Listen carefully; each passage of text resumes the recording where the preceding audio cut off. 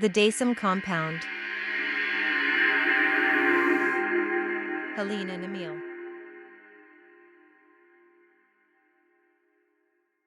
At the age of 21, Helene had been paired with Emile.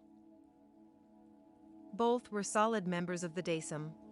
They were leaders and produced some of the most effective process initiatives of the entire compound. Emile, a tall, slender, rather rugged man, had come from a family that had been part of the first generation of Daysome members.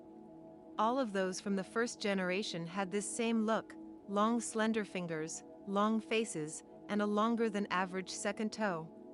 This anomaly was later linked to chromosome 11, which was now known as the time-bending chromosome. Emile himself was slightly more rugged and with a stronger constitution than most of his first-generation time-bending siblings. This phenomenon of physical fragility was something associated with time-benders. Their sensitivity in the spiritual realm left them less connected to the physical world. Many powerful time-benders were physically weak and susceptible to life-threatening illnesses. The Daysome dome with its purified environment provided physical protection against viruses and environmental toxins so prominent outside the dome.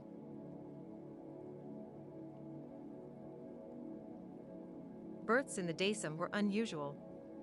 There was something rarefied about the genes of the first-generation adepts, and this seemed to affect the fertility of the women.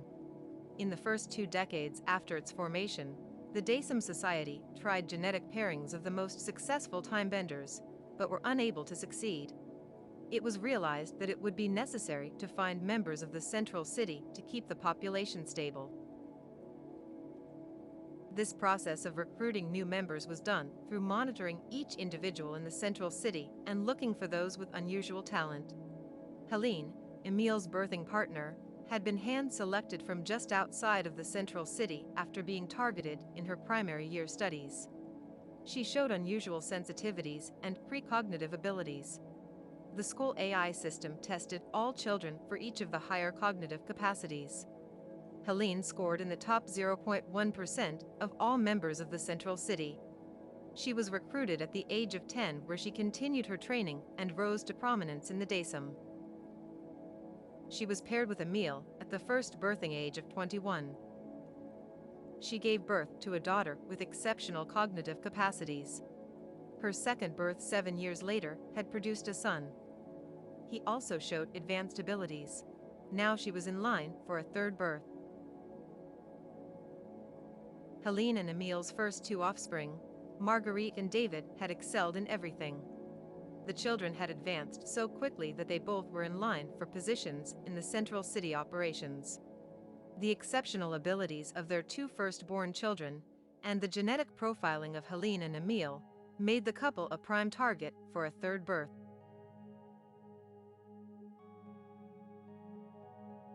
The first 2 children were perfect matches for the Daysome CRISPR remodification, which were necessary to link into the central node of the Daysome time-bending portal. But Helene was nervous about this third birth. She had heard whispers after her last prenatal scan. She was concerned that the baby would be unsuited for the genetic process required to link into the central node. It was rare that this link couldn't be performed, and both of her other children had no problems, but there was something gnawing at her insides with this child. Something that was telling her everything is not all right. When the time came, Helene entered the birthing tank. Emile and her eldest daughter Marguerite walked her through the long corridor to the entryway. Don't be nervous. Everything will be taken care of. Emile assured Helene and put his arm around her.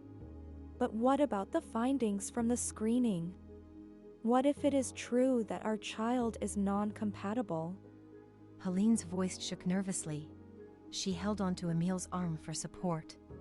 We will worry about it then. Emile smiled patiently at his partner and walked her to the end of the chamber entry. Helene looked into his eyes. She could see that he was confident in his words. Helene wasn't sure. In fact, she had worked in the screening section and knew what happened to the non-compatibles. She wasn't sure she could handle having to send her child out into the central city with no protection against the zeitgeist, or even worse, to the sleeping box. Marguerite, who was 14, stood beside her mother and stroked her arm. Everything is going to be all right, Mom. They can fix anything nowadays. Helene looked into her daughter's wide, innocent eyes and saw herself when she first entered the Daysome. Marguerite's eyes gleamed. Her hope radiated off her. She always looked up to the work of the Daysome. She believed that they were making the world a better place. Helene hadn't lost hope, but there was a growing sense of fear. A disorienting feeling that things weren't quite what they appeared to be. Her latest experiences in timeline viewing showed pivotal splits in the timeline. These were more and more frequent, and contributed to a greater drift from the already compromised master timeline.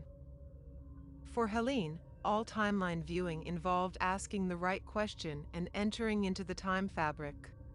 The fabric of time warped and wove its way into multiple possibilities. Each movement forward in time caused the fabric to weave new possibilities for the whole of the tapestry. She could see how the future was being woven in the moment. Its pattern was undetermined. Helene could see how multiple realities intersected. She could pull back and look at the whole. This usually resulted in a beautiful panoramic mosaic of color and geometric shapes. But lately, her visions had become increasingly unstable and frightening. She found herself following time threads that ended in war, violence, or complete blackness at every terminal. The void, she called it. The void frightened her the most.